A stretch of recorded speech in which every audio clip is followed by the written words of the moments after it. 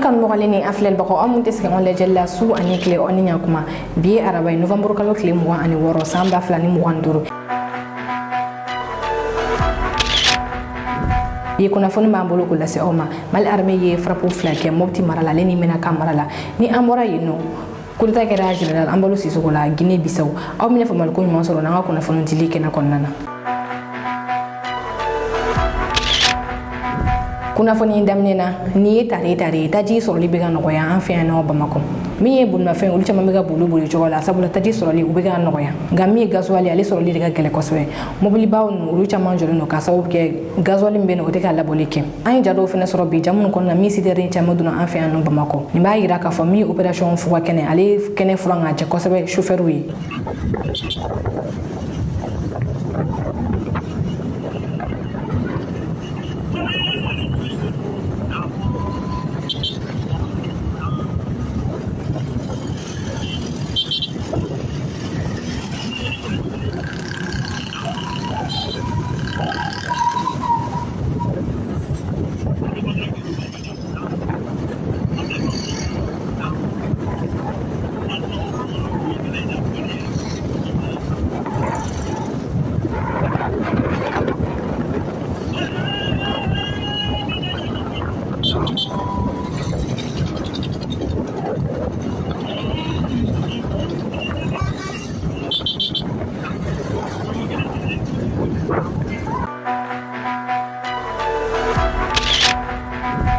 bismillah ko kuna fonu kene konna mali armée ye frappe flake kun taratan mi mali armée ga sanfé kele fon yo lui frappe ke o frappe do o kera mobti marala o ko fe frappe were o kera mali koroyan fa fala fe frappe folo ali kera su fara kera yorom na kilota ani konton be ni su fara yere ni nyokochen mi ye mali armée ga sanfé kele fon li bamaga chuka taji mara yoro do ye yoro ko fele no ye frappe ke o kan frappe flana o kera tindermen akera yorom na kilo bi sabade won tindermen yere ni nyokochen ni kilo bi shegime ani mena kani nyokonche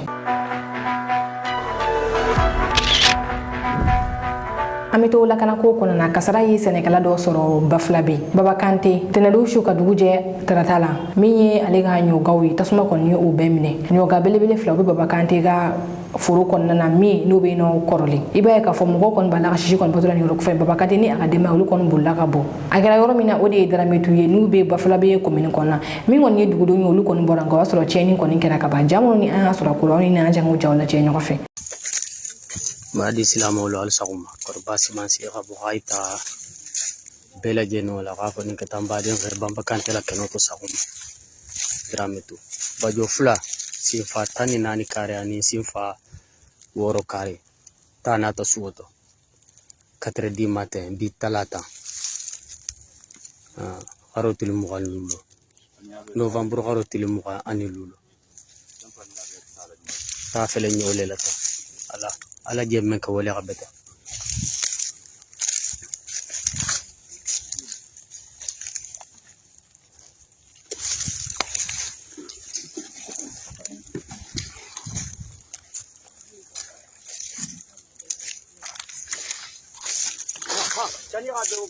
Van fele sigini anamusu bambakan anadimo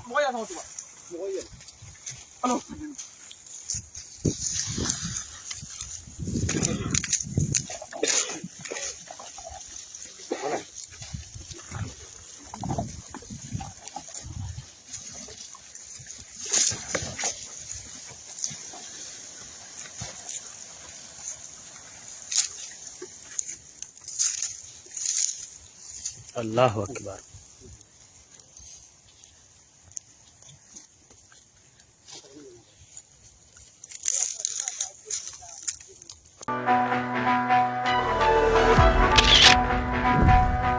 kuna foni flana DDRI lancement kera DDRI ni ou désarmement démobilisation réinsertion ali ni intégration ali opération lancera mali autoroute fe mali fan chamana ibe ga fo DDRI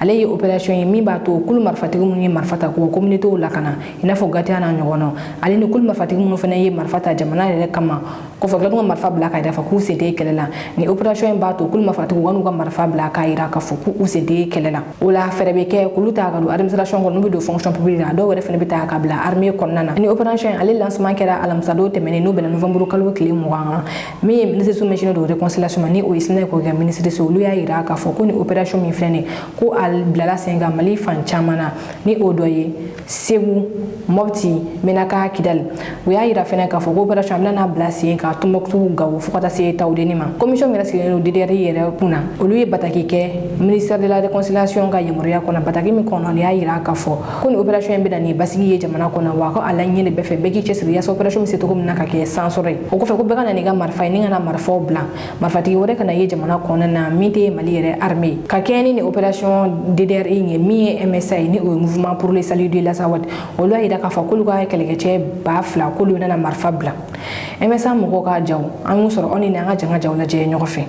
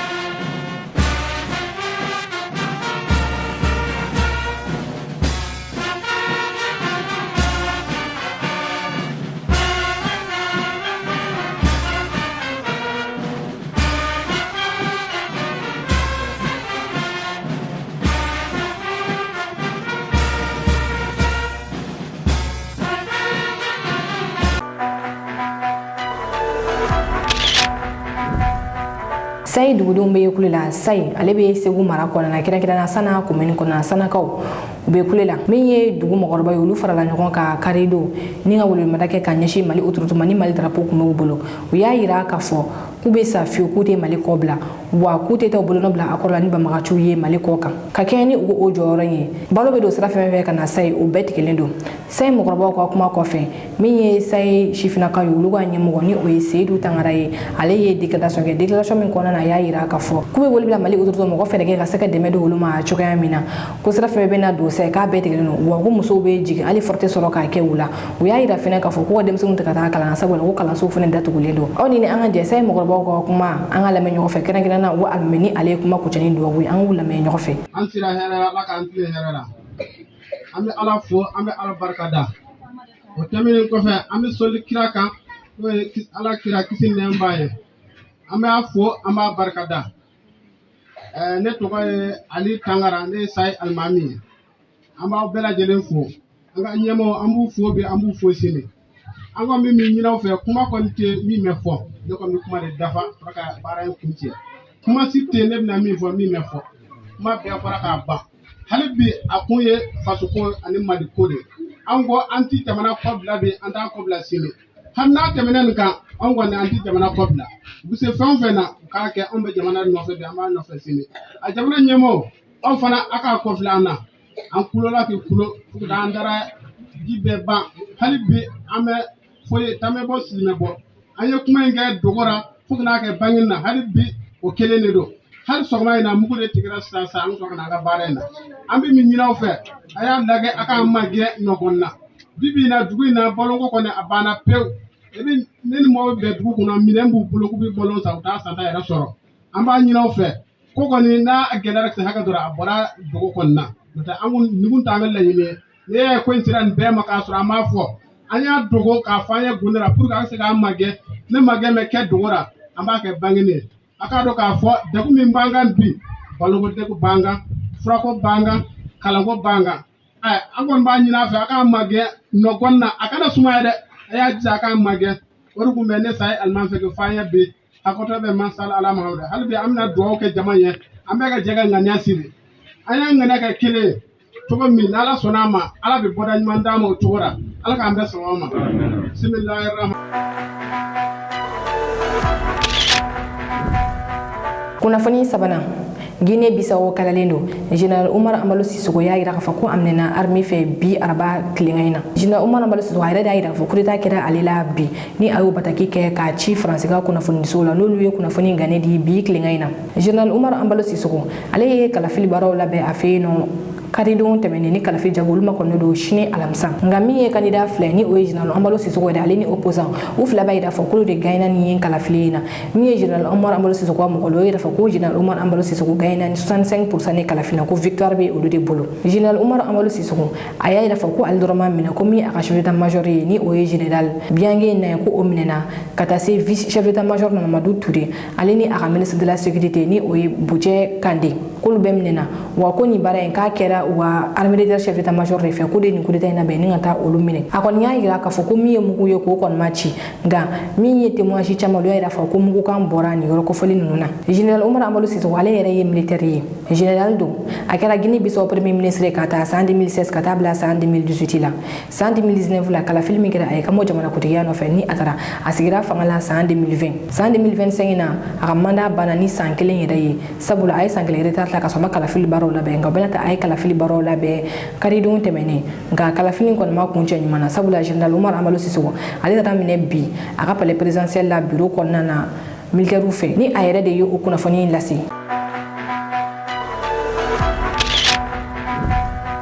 kuna fonna na General d'armée Assimi Goïta ale ma kono do kulugoro ko fe no jumado nata jumado mi emia 47 promotion mo yo luka boli kanake emia ale école militaire interarmée mali armée nyamo ko bobe formé ni ko falene la luka 47 promotion mo ko boli bena ke General d'armée Assimi Goïta ka defa ya konnana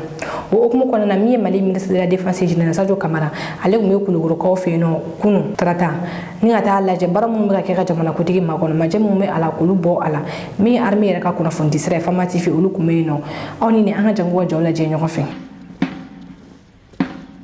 La 47e promotion de l'école militaire interarmes de Koulikoro s'apprête à effectuer sa sortie prévue pour le 28 novembre 2025. L'encadrement et les élèves officiers sont à pied d'œuvre afin que la cérémonie se déroule dans les meilleures conditions possibles. Pour s'assurer de la bonne organisation de cet événement, le ministre de la Défense et des anciens combattants, le général du corps d'armée Sadio Camara, était ce matin au centre d'instruction Boubacar Sadassi de Koulikoro afin de superviser la bonne organisation de cette cérémonie. Il s'est réjoui du travail effectué. Ce matin, je suis venu superviser la dernière répétition avant la cérémonie même de sortie de la 47e promotion, qui sera le vendredi, Inch'Allah, s'il plaît au bon Dieu. Son Excellence, le général d'armée Assimi Goïta, président de la transition, chef d'État, chef suprême des armées, a mis l'homme au centre de sa politique. Raison pour laquelle il porte une attention particulière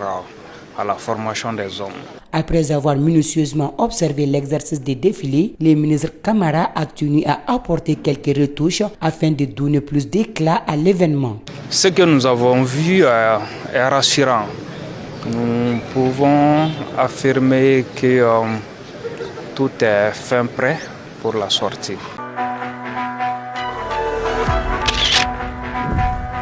Kunafoni duruna amita Burkina Ousmane Digoni ale to yere Abdoulaye Kontare ale ku bamagaci nyamo baye ga ya fali sente bamagaci ala tuguni Ousmane Digwale shibeta sam gwan ani shegina utukalo klita an duru san 2025 na mi Burkina armée yo lui opération belebele ke forêt baléré konnana ni opération mi Ousmane Digoni aka kelgete jidi mo yo oluk meni forêt konna wala ko la Burkina armée fe mugu cida mi bamagaci biduru ani fly o fakara Burkina armée fe ni opération konnana Ousmane Digwale ko ni jogina ay Burkina armée de konnana faga ani atonyo utara taa n'u dɔgɔtɔrɔso la ni ka taa u furakɛ. Ousmane Dicko a y'a yira k'a fɔ ko ale donna ni banbagacɛ na san 2014 la. Banbagaci nana ni ale Mali kɔnɔ ni ka na ale former diinɛ siraw la, ale ni militaire siraw la ni o ye marifaciw ye. U y'a yira ale la k'a fɔ ko ni a sara nin sira saba la k'a bɛ don arijinɛ kɔnɔna wa ko muso 77 ko de bɛ k'a makɔnɔ yen nɔ. Ousmane Dicko ale joginni ale ma taa o muso 77 in nɔfɛ tuguni min ye Burkina armée olu kɔni ye ale furakɛ. Ousmane Dicko ale bɔra bi Burkina télévision so la ni ka walawalali kɛ a donna cogo min na banbagaciya la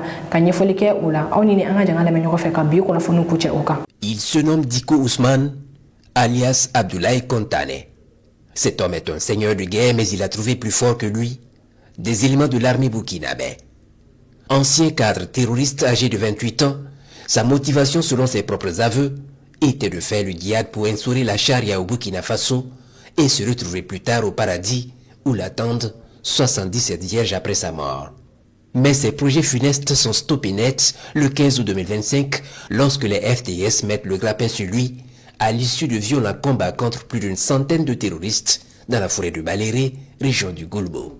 Son enrôlement au sein des groupes terroristes date de 2014 au Mali, où il reçoit sa formation idéologique et militaire, après quoi il intègre les rangs du groupe local de Kabonga en 2017. Dicko Ousmane, alias Abdoulaye Kontane, a dirigé plusieurs attaques au Burkina Faso comme à l'extérieur, les attaques contre les forces combattantes de Yaoundé, Salambaoré, Boussougou, Kyogoudouré, Gongeyiri, Bisiga, Baléré, Bisiga Satenga, Diabo, Diapangou, Kouaré au cours de cette année 2025 et Kogo, Naboudi, Kamana et Beléré en 2024. Laga au Niger en 2019, Pama, Nadiagou et Komeyanga en fin 2017. Le poste de douane de Pau en 2018, la gendarmerie de Soudougui en 2019, pour ne citer que cela. Les crimes commis par lui sont légion. Je m'appelle Abdoulaye, plus connu sous le nom de Abdoulaye Kontank, ex-membre du mouvement Janatoul Islam dans la zone du Goursi. Ce cadre terroriste qui dirigeait plusieurs bases dans les localités de Natiabouani, Nagri, Kouaré et Bisiga, avec une zone d'influence qui s'étend sur les régions du Goulmo et du Nakambé, ne pensait pas un seul instant sortir un jour du monde imaginaire dans lequel il vivait pour revenir dans le monde réel. Voilà un jeune qui avait fait de l'atrocité son occupation. Je vous parle le cœur rempli de regrets, de culpabilité. Sachez tout d'abord que je suis vivant et je me porte bien. Aujourd'hui, plein de regrets, et je vous demande pardon. Pardon à toute la nation.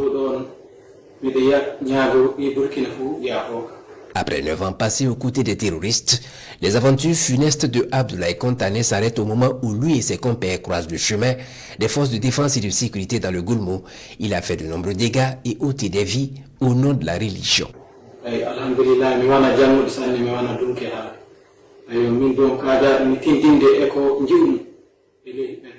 Je n'ai pas fait l'école.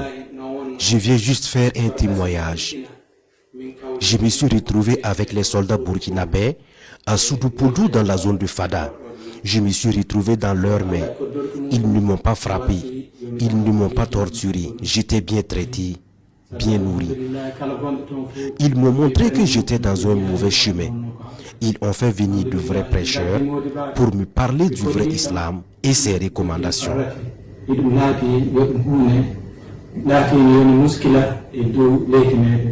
Et c'est à ce moment que Abdoulaye se rend compte qu'il était du mauvais côté de l'histoire. Les forces combattantes font non seulement preuve de professionnalisme et de respect des droits humains.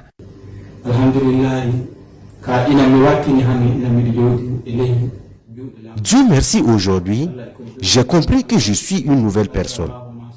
Je lance un appel à mes frères et sœurs. Nous devons tous nous engager pour lutter contre le terrorisme. Cette guerre a trop duré. Il y a eu trop de pertes en vies humaines, trop de dégâts matériels, de déplacés internes. Cet ancien cadre terroriste appelle les jeunes à la lucidité et ne pas s'engager dans des entreprises nuisibles aux intérêts de la nation.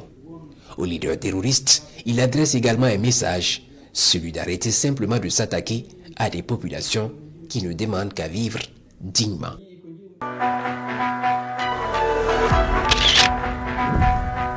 ni ne kɛra an bi kunnafoni sɔrɔ y'o ko dɔw kulo ani cɛkaw kulomajɔ la k'an filɛbaga bɛɛ lajɛlen fo kɛrɛnkɛrɛnnen na minnu bɛ k'an lajɛ ka bɔ Segu aw ka mɛn wagati wɛrɛ Sega kunnafoni jɛlen ɲini ka di aw ma ani ka dɔw jigi kɔrɔ kunnafoni ko la Mali News mɔgɔ bi aw ka dɛmɛ na dɔrɔmɛ 100 kalo la maa min bɛ fɛ ka dɛmɛ don aw ka kunnafoni diso mandi ma a bɛ se ka wari ci numéro na ni o ye 91 21 40 40 84 aw kelen kɔ ka dɛmɛ fɛnɛ ci aw bɛ se ka aw tɔgɔ yɛrɛ fɛnɛ ci aw ma